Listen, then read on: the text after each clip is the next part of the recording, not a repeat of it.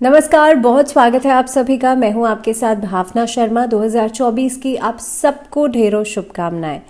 2024 शुरू हो चुका है और ये नया साल आप सबके लिए क्या कुछ लेकर के आएगा, कैसा रहेगा, इसी के बारे में हम लगातार इस सीरीज में बात कर रहे हैं। न्यूमरोलॉजी सीरीज है ये। इस वीडियो में बात होगी नंबर 8, जिनका मूलांक है उनके लिए 2024 कैसा रहेगा। तो देखिए 2024 भी मिलाकर के 8 भी बनता है। दैट मीन्स इसका भी इम्पैक्ट सैटर्न से ही है। और अगर मैं 8 नंबर वाले लोगों की बात कर रही हूँ, तो अगर आपका मूलांक 8 है, कैसे पता चलेगा? आपका बर्थ डेट अगर किसी भी महीने का 8, 17 या 26 है तो आपका मूलांक बन गया 8। अब 8 नंबर वाले लोगों के लिए 8 नंबर का ये साल कैसा रहेगा, इसी के बारे में हम इस वीडियो में बात करेंगे। सबसे पहली चीज,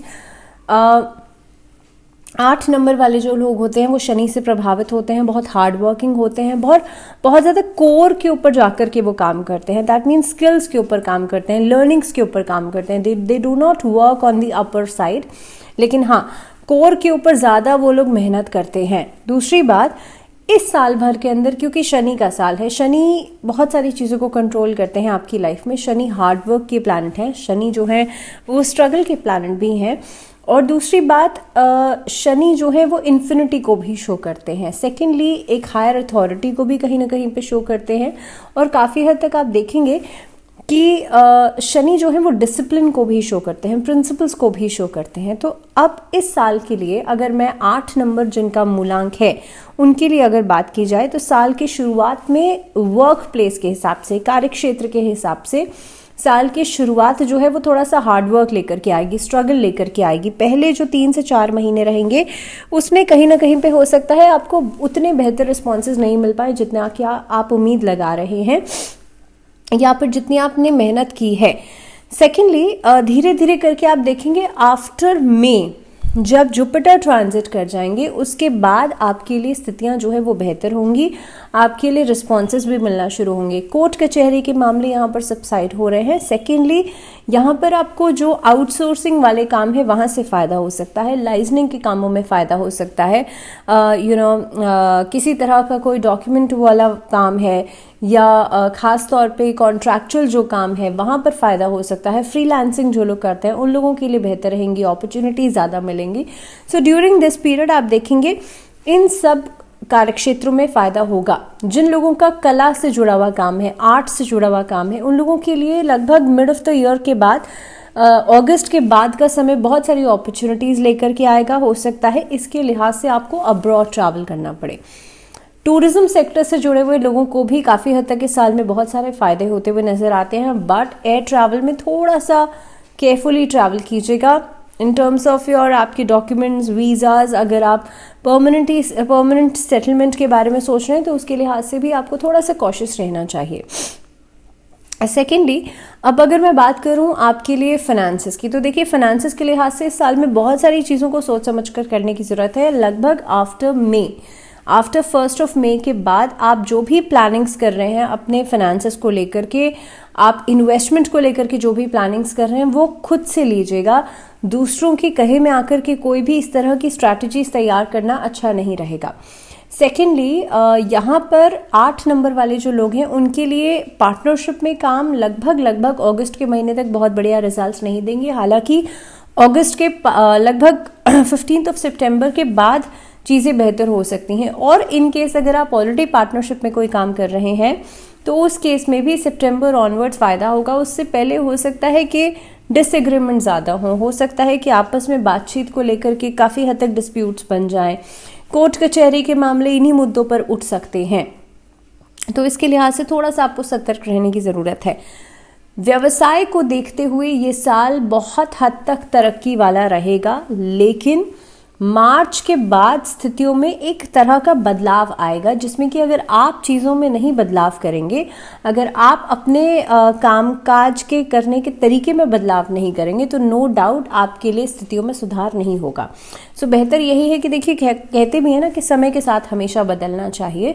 तो यहाँ पर वही स्थिति जो है वो लागू होती है, क्योंकि शनि का साल है, शनि हार्डवर्क को शो करते हैं, तो शनि वांट्स हार्डवर्क। अब आप वो मेहनत नहीं करेंगे और आप कहीं ना कहीं पे भाग्य के भरोसे अगर रहेंगे तो चीज़ें आपका साथ नहीं देंगी। सेकेंडली, अब ये जो साल है इसमें बहुत सारे मिक्स्ड रिजल्ट्स आपको मिलेंगे कुछ महीनों के अंदर। वो महीने मैं आपको बता देती हूँ। पहला तो है मार्च के अंदर, मार्च में थोड़े से मिक्स्ड रिजल्ट्स मिलेंगे। सेकेंडली जून जुलाई, ये 2 महीने, और तीसरा रहेगा आपका अक्टूबर नवंबर, ये 2 महीने। तो इन 5 महीनों में थोड़ा सा कॉशियसली काम कीजिएगा। बात कर लेते हैं अब आप लोगों के लिए रिलेशनशिप्स के, रिश्तों के लिहाज से इस साल कैसा रहेगा। लव रिलेशनशिप्स के लिहाज से इस साल भर में इनिशियल ऑफ द मंथ यानी कि लगभग 15 फरवरी तक डिसअपॉइंटमेंट्स आएंगी। उसके बाद रिलेशनशिप्स बेहतर हो सकते हैं। इससे पहले तो देखिए लव रिलेशनशिप्स में भी आप देखेंगे छोटी छोटी बातों को लेकर के कहा सुनी और उसकी वजह से कहीं ना कहीं पे डिस्प्यूट्स जो हैं वो बढ़ सकते हैं। लेकिन आफ्टर 15 फरवरी आपके लिए सिचुएशंस बेहतर हो रही हैं। यहाँ पर आपका कोई कैजुअल रिलेशनशिप किसी सीरियस रिलेशनशिप में डेवलप हो सकता है। यहाँ पर आप देखेंगे शादीशुदा जीवन के लिए लिहाज से भी, खास तौर पे अगर आपको कोई मैरिज के लिए प्रपोज करने के बारे में सोच रहा है तो यहाँ पर आकर के वो चीज़ें इम्प्लीमेंट हो सकती हैं। दूसरी बात, मिड ऑफ द ईयर जो रहेगा, लगभग मैं बात करूं कि 25 मई से लेकर के अगस्त का महीना जो रहेगा, ये मैरिज प्लानिंग के लिए बहुत बढ़िया रहेगा। ये इशू प्लानिंग के लिए भी बहुत बढ़िया रहेगा। जो दंपति लंबे समय से साथ में हैं, those who are planning for an issue, संतान के लिए प्लान कर रहे हैं, उनके लिए ये समय अच्छा रहेगा। दूसरी चीज़, इस टाइमिंग के अंदर आप देखेंगे जिनके शादी विवाह, जो लोग अविवाहित हैं, उनके लिए सितंबर ऑनवर्ड विवाह का प्रस्ताव मिल भी सकता है और विवाह संपन्न होता हुआ भी नजर आता है।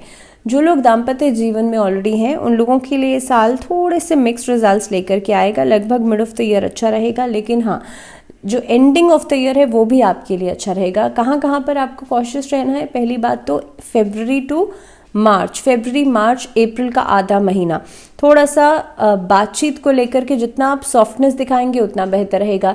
छोटी छोटी बातों पर बड़े डिसीजंस लेने से बचिएगा। दूसरी बात, इस साल भर में लगभग सितंबर का महीना थोड़ा सा कॉशियस जरूर रहेगा। अब बात कर लेते हैं आप लोगों के लिए पारिवारिक जीवन की। तो देखिए पारिवारिक जीवन के लिहाज से कोई बड़ा अमाउंट आप खो सकते हैं, पहली बात। और ये पहला एक कॉशन है जो आपको ध्यान में रखना है। अगर कोई फैमिली बिजनेस चल रहा है वहां पर बहुत ही कॉशियसली पैसे को डील कीजिएगा। कोई बड़ा अमाउंट जो है उसका लॉस होता हुआ नजर आता है मिड ऑफ द ईयर में। टाइमिंग जून से लेकर के अगस्त तक का महीना, तो ये 3 महीने थोड़ा सा कॉशियस रहेगा। दूसरी बात, इस अवधि के अंदर, इस साल भर के अंदर आप देखिएगा किसी पर भी आप आंख मूंद करके भरोसा नहीं करें। ईदर ही और she is your brother sister या कोई रिलेटिव है, किसी पर भी अगर आंख मूंद करके आप पैसों के मामले में भरोसा करेंगे तो वहां पर लोग आपको डिच कर सकते हैं। तीसरी बात, इस साल के अंदर आप अपनी मदर फादर की हेल्थ को लेकर के ज़रूर कॉशियस रहिएगा। And in the beginning of this year अपने फादर की हेल्थ को लेकर के ज़रूर कॉशियस रहिएगा। तीसरी चीज़, ये किसी मांगलिक कार्य के लिए साल बहुत बढ़िया रहेगा। खास तौर पे आपके लिए मार्च के महीने में कोई मांगलिक कार्य, कोई ऐसा आयोजन हो सकता है घर में जिसमें कि आपकी भागीदारी ज़्यादा रहेगी, आपका एक कंट्रोल जो है वो ज़्यादा रहेगा। And in the ending of this year वहाँ पर भी कोई मांगलिक कार्य होता हुआ नज़र आता है। अब बात कर लेते हैं स्टूडेंट्स की। स्टूडेंट्स के लिहाज से अब्रॉड जाना हो सकता है। आप लोगों के लिए एक ऐसी सिचुएशन नज़र आ रही है जिसमें कि एकेडमिकली रिजल्ट्स तो बहुत बढ़िया मिलेंगे, लेकिन कहीं ना कहीं पे डिलेज आ सकते हैं आपके डिसीजन मेकिंग में। दूसरी बात, जैसे मैंने कहा, अब्रॉड जाने के प्लान्स बन सकते हैं। तो जो बच्चे बाहर जाकर के हायर एजुकेशन लेना चाहते हैं, उच्च शिक्षा की प्राप्ति चाहते हैं, उन लोगों के लिए साल बहुत बढ़िया रहेगा। कॉम्पिटिटिव एग्जाम्स में जितना ज़्यादा केयरलेसनेस रखेंगे उतनी ही ज़्यादा प्रॉब्लम्स आपके लिए आएंगी। अब आप कहेंगे तो बहुत प्रैक्टिकल सी बात है, लेकिन देखिए ये एक टेंडेंसी जो है आपकी नज़र आती है मिड ऑफ द ईयर में। लगभग मई से लेकर के जून जुलाई अगस्त का मिड, ये जो टेंडेंसी रहेगी केयरलेसनेस वाली, इसकी वजह से कहीं ना कहीं पे आपके रिजल्ट्स पर इसका इम्पैक्ट दिखाई देगा। सो जस्ट बी केयरफुल कि आप इस अवधि में बहुत ज़्यादा डिस्ट्रैक्टेड नहीं रहें। फोकस जितना रखेंगे उतना ही आपके लिए बेहतर रिजल्ट्स मिलेंगे। दूसरी बात, स्टूडेंट्स के लिए लगभग आपके लिए अक्टूबर के बाद 15 अक्टूबर से लेकर के 20 नवंबर, ये टाइमिंग ऐसा रहेगा जहाँ पर कहीं पर मान सम्मान आपको मिल सकता है। ये टाइमिंग ऐसा रहेगा खास तौर पे आप बहुत ज़्यादा फोकस्ड रहेंगे अपने एम को लेकर के। तो कुल मिलाकर के स्टूडेंट्स के लिए समय बहुत अच्छा है। स्पोर्ट्स एक्टिविटीज़ में आपका इंडल्जेंस इस अवधि में बढ़ेगा। सेहत की बात की जाए तो देखिए एक तरह की टर्मोइल सिचुएशन दिखाई देती है, जिसमें कि आपका एक फोकस खास तौर पे अपनी सेहत के ऊपर से डगमगा सकता है। ऐसी स्थिति के अंदर आपकी जो लापरवाही है उसकी वजह से सेहत खराब हो सकती है। तो इस साल भर के अंदर जितना ज़्यादा आप अपनी फिटनेस पर ध्यान देंगे उतनी ही आपकी सेहत बढ़िया रहेगी। लेकिन जहाँ पर भी फिटनेस पर ध्यान नहीं दिया, वहाँ पर जहाँ पर आपने खाने पीने में लापरवाही बरती, वहाँ पर ही आपकी सेहत खराब हो सकती है।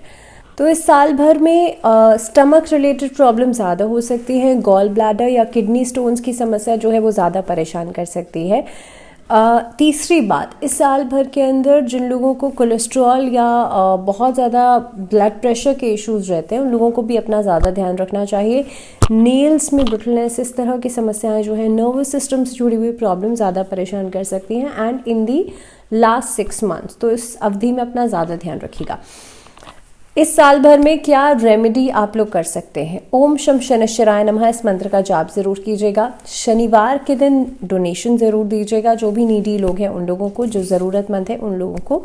और कोशिश कीजिएगा मंगलवार और शनिवार 2 दिन सुंदरकांड का पाठ ज़रूर कीजिएगा। इसी के साथ एक बार फिर से आप सभी को नए साल की बहुत सारी शुभकामनाएं। फिलहाल मुझे दीजिए इजाज़त, लेकिन आप लोग जुड़े रहिए चैनल के साथ।